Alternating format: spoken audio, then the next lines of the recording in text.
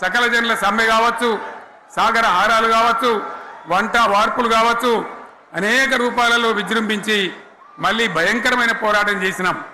మళ్ళీ 3 ఏళ్ల తర్వాత వాళ్లకు రాజకీయ అవసరం ఏర్పడి ఆనాడు వచ్చి మళ్ళీ తెలంగాణ ఇస్తామని ప్రకటించి వాళ్ళకి ఇష్టం లేకపోయినా తెలంగాణ సృష్టించినటువంటి ఆ సుడిగార్పులు తట్టుకోలేమని భయపడి తెలంగాణ ఇచ్చిన విషయం కూడా మీకు తెలుసు.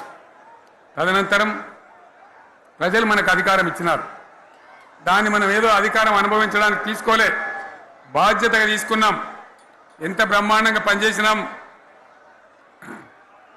రాష్ట్రాన్ని మన చేతిలో పెడితే ఎక్కడున్న తెలంగాణను ఎక్కడ తీసుకొని పోయినాం. అనేక రంగాలలో please please please please please ఒకటే మాట, ఏ బాబు ఇక్కడ నేను మాట్లాడుతున్నా, అక్కడ మీరు మాట్లాడుతున్నా, మీకు ఏమైనా అర్థం ఉన్నదా? ఏది అర్థం కావాలి ప్రజలకు? ఏం పని లేదావా? ఇదేం పద్ధతి? మీరు పార్టీ కార్యకర్తలేనా? సైలెన్స్ ఉండండి. అంతమంది నన్ను లక్షల మంది మీరు 10 మంది ఏందా ఇక్కడ? 10 నిమిషాలు సైలెంట్గా ఉండలేరా? చివరిలో బాగా చెప్తాం, స్లోగా అద్భుతంగా దుంకుదాం, స్టేజ్ ఎత్తి దుంకుదాం.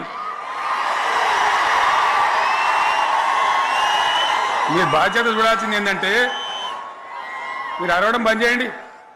ఇంతమంది ఉన్నారు, ఏం సీఎం పనిలేదా నీకు? మళ్ళీ అందరు ఇళ్ళకి చేరుకోవద్దా? క్షేమంగా పోవద్దా? ఎక్కడెక్కడి నుంచో దూరం నుంచి వచ్చిన వాళ్ళు ఉన్నారు. 10 నిమిషాలు మీరు సైలెంట్గా ఉండండి. ముందరున్న వాళ్ళు 10 ఏళ్ల బీఆర్ఎస్ పాలనలో ఎక్కడున్న తెలంగాణ ఎక్కడికి పోయింది? ఎన్ని రంగాలలో ఎన్ని అవార్డులు వచ్చినాయి? ఎన్ని అద్భుతమైన పనులు చేసి చూపెట్టినాం.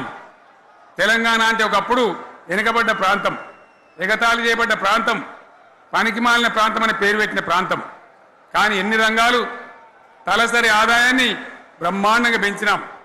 90,000 ఉన్న తలసరి ఆదాయాన్ని 3.5 లక్షల పైచీలకు పెంచుకున్నాం. జిఎస్డిపిని దేశంలో నంబర్ 1 స్థానానికి తీసుకెళ్ళినాం. తెలంగాణలో బ్రహ్మాండంగా పెండింగ్ ప్రాజెక్టులన్నీ కూడా కంప్లీట్ చేసుకున్నాం. కల్వకుర్తి కావచ్చు, నెట్టెంపాడు కావచ్చు, భీమా కావచ్చు, ఎల్లంపల్లి కావచ్చు, మిడిమానేరు కావచ్చు, అక్కడ మేఘాల మీద పనిచేసి దాన్ని అంతా కూడా కంప్లీట్ చేసి ఒక్క పాలమూరు జిల్లాలోనే 10 లక్షల ఎకరాలకు సాగునీళ్ళు ఇచ్చుకున్నాం. బ్రహ్మాండమైనటువంటి ఇరిగేషన్ ప్రాజెక్టులు కంప్లీట్ చేసుకున్నాం.